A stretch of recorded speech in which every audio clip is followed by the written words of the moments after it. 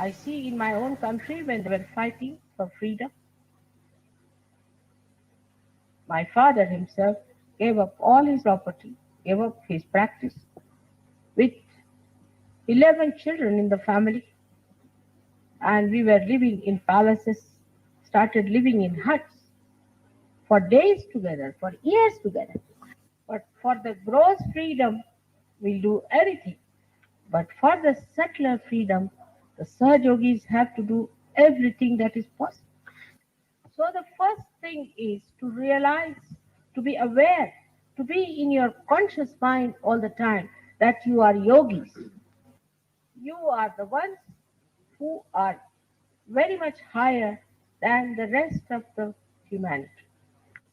That the salvation of the whole of the humanity depends on you. The purpose of creation will be served by you. So first of all, you have to be conscious in your consciousness that you are so important, and that's why you were given realization. How can you be living with your conditionings and with your ego? The conditionings are like this.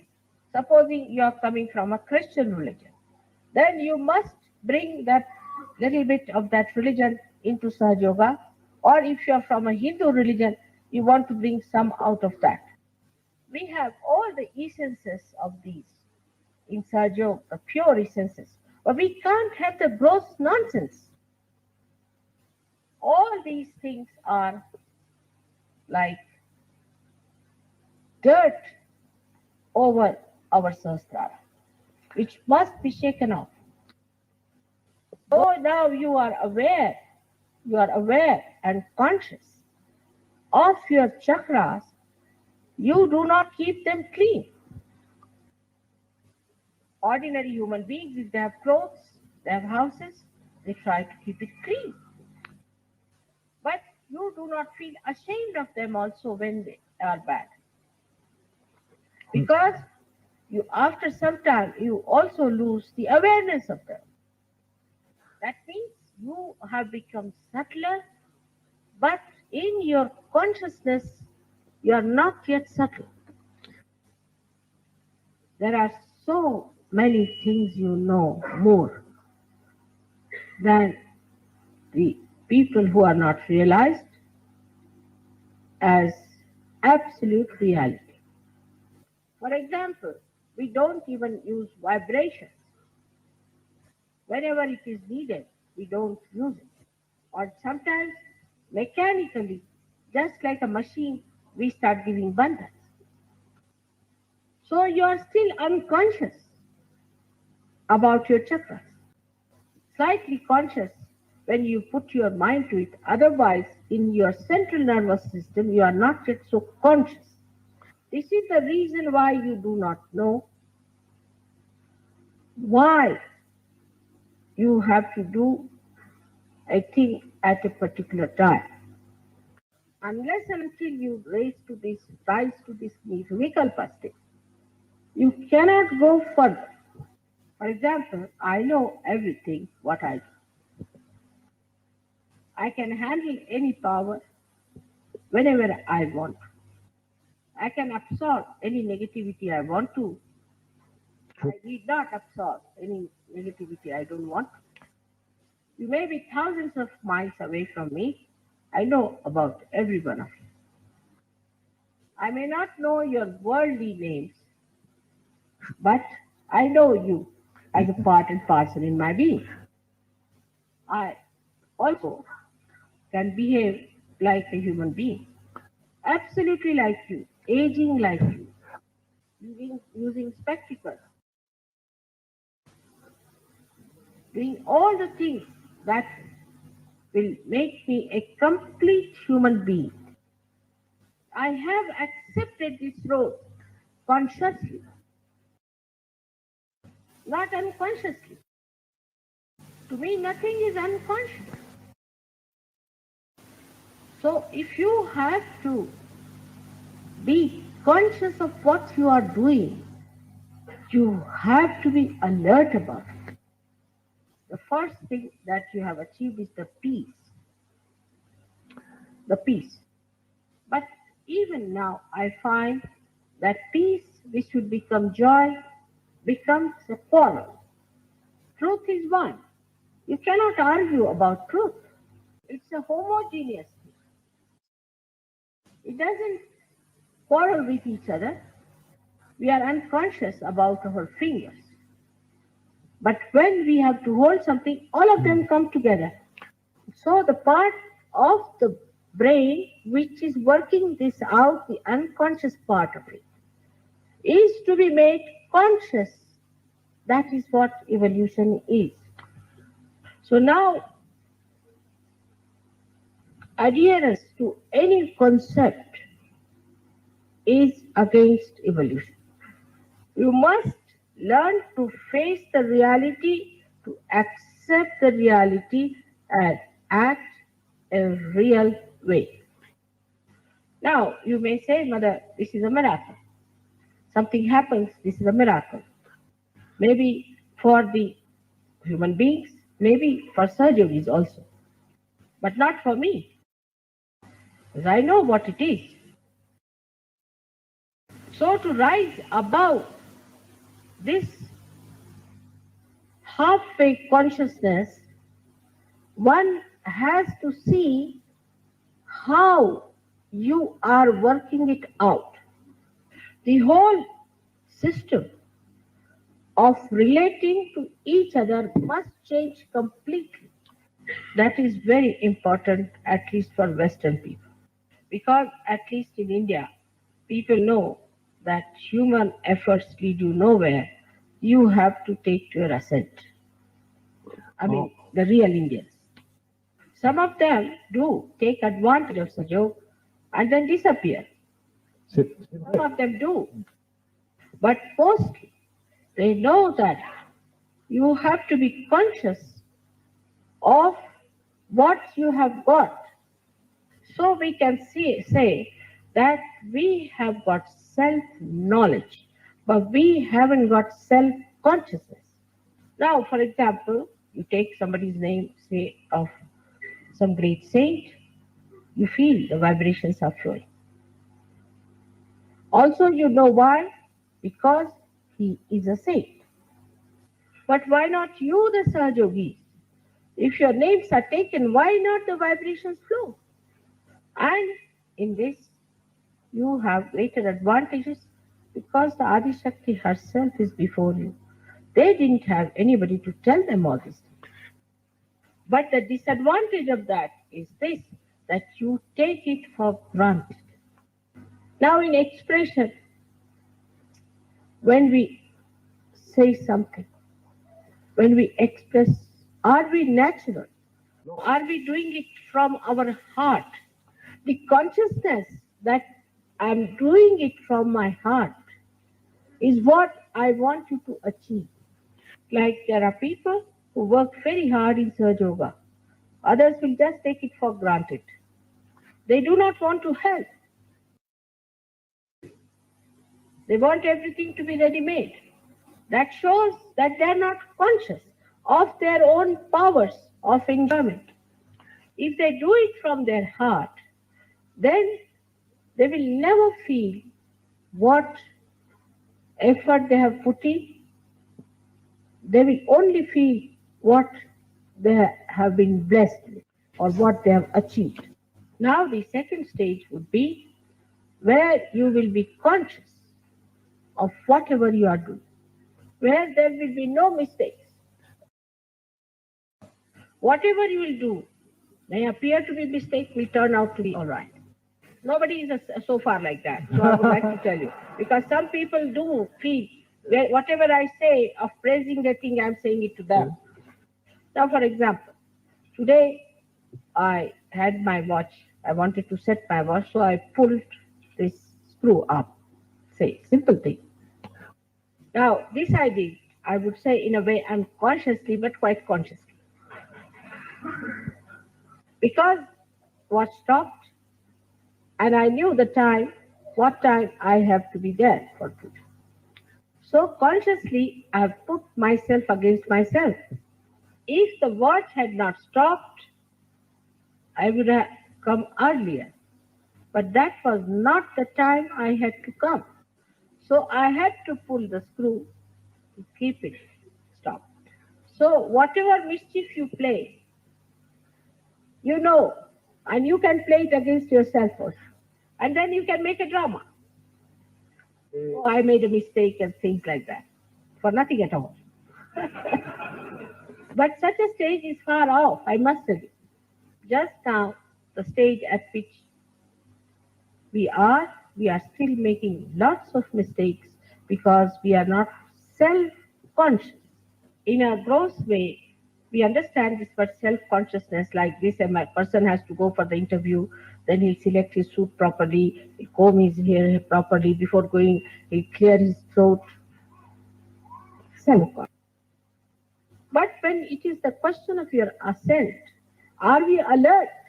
Or we are taking it for granted that mother is just now going to give us a nice bath, put us in the cradle, and take us there. You have to mature in your ascent. Now you may say, what should we do?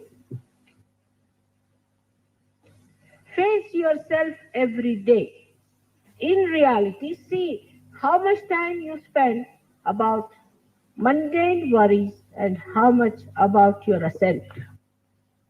Have you left everything, all your worries, to God Almighty?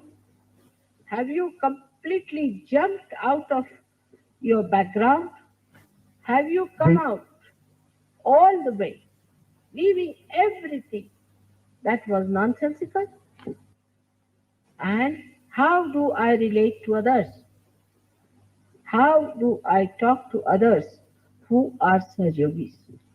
I'm surprised sometimes if the one Sahajogi is attacked by a non-Sahajogi, that a Sahajogi group should support a non-Sahajogi.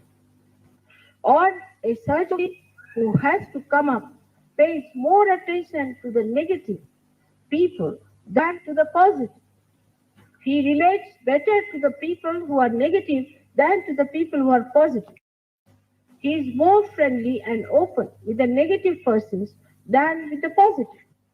You have to cling on to the positive, but it's always the other way around because also is a very subtle ego in there.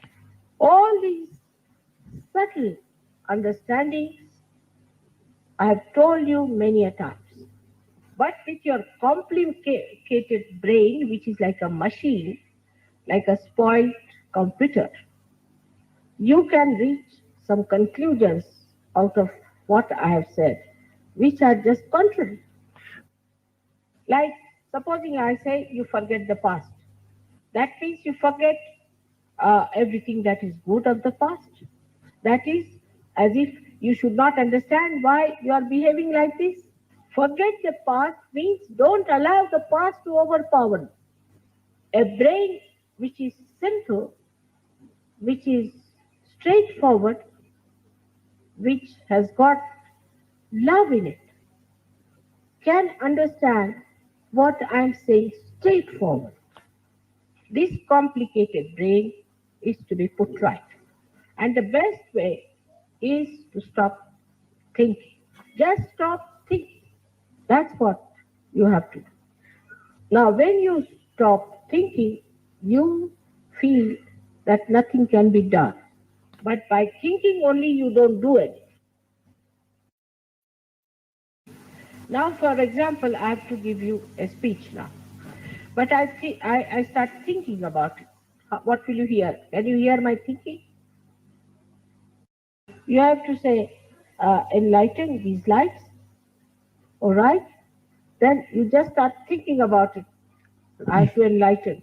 Will it get enlightened? This is to be understood that by thinking, you do not do it. Thinking is lazy man's god and is used to avoid work. Once I asked a lady I had in the house that we are going out, will you be cooking something for us?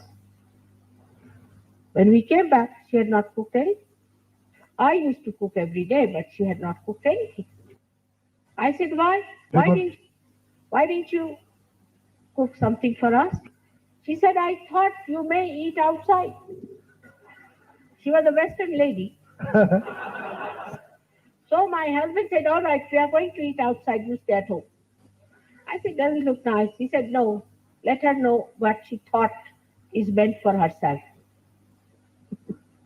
So this is the escape which you have learned before, the cleverness. So you do not argue about it. Do not argue about Sahajya. You do not argue with your leaders. You may be his wife, but don't argue. We are having a very bad time from some of the wives of the leaders because they try to influence the husbands. As far as Sahajya is concerned, they have nothing to do with that. Supposing you are working in an office and the husband is some great official and you are a clerk, will you correct the husband? In this case, the women have to nourish the organization, nourish the husband with love from their heart and not from their brain. I think it's so great to have been born as a woman myself because I can enjoy the heart, the emotions of my love, the working and the play of my love. It's so great that no incarnation can enjoy that as I can. So the women should not feel degraded if they have to look after the heart. They are in a higher aspect. You can do without thinking, but you cannot do without that. So the ladies should not argue with their husbands if they are leaders. And also one should not argue otherwise. Because I've seen if the women are very argumentative, the men become deaf. They just don't listen what women are talking. If they are very aggressive, then the men become absolutely shut up. So in relationship with each other, you must behave in a natural way that you are a man and you are a woman. You should become more a woman and more a man. And then you will see the fun. Imagine in this world if there were only men or only women, what would have happened?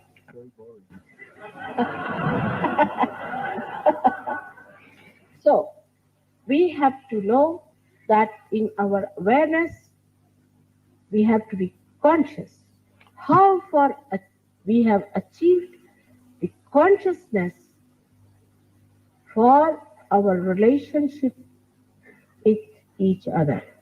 That is the collective consciousness of Virat, of the brain. That is of Sahasrara. So in principle, Sahasrara is Vishnu Tattva. But the deity is Mataji Nirmala Devi. So you can see how the beautiful integration has taken place.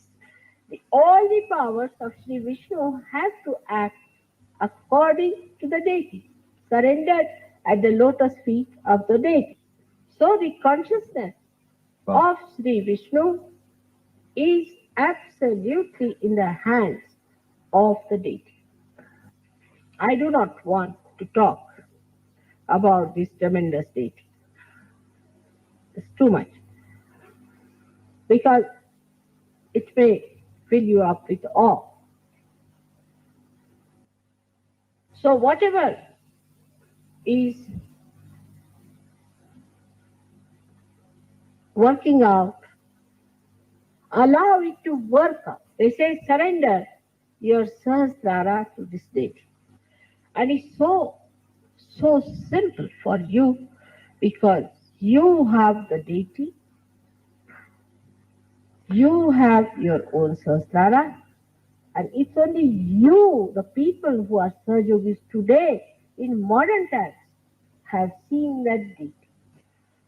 They say that you have to ask for three things called Salokya, Samipya, Sanidhya from God, meaning to see God. Salokya, Samipya, the closeness with God. And Sanidhya is the companionship of God. But you have got Tadatmya, is oneness with, not in the concept of any one of the yogis and the saints and the seers who have been before. And this Tadatmya you have when you are outside my body. While they have this Tadatmya, when they are inside my body, they are no more. So you should understand the time limit. You must understand your greatness, and you must understand how you people are chosen for the highest work in this creation. So now there's no time for lethargy. Now you have to rise and awake. Today is the day when I hope you have to jump into Nirvikalpa. But only by effort you will stay there, otherwise you'll again slip down. So go through this lecture again and again and do not think about it. Don't think that it is for somebody else, it is for you, for all of you, each of you. And you must know yourself how far you are going every day. Today's special day of Sastara.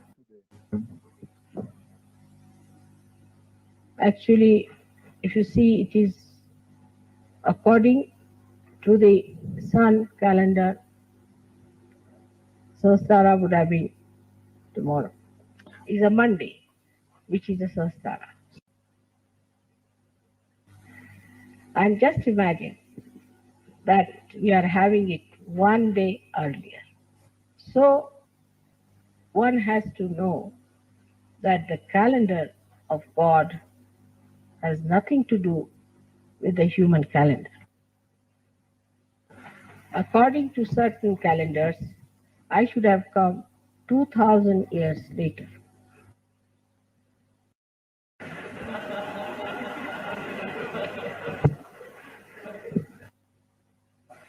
And something I should have come at least 2000 years back in this form. So the calendar is all right, timing is all right, everything is all right. You are not robots. You are not machines. You are evolved through evolutionary process. And through evolutionary process only, you have to achieve the higher. So whatever we may do, or whatever may be all right, it's you who have to show the results. We may take your Sahasrara to a great enlightenment, but again it will collapse. You have to know that whatever heights you are brought to, it is you who have to maintain it with full willpower and action.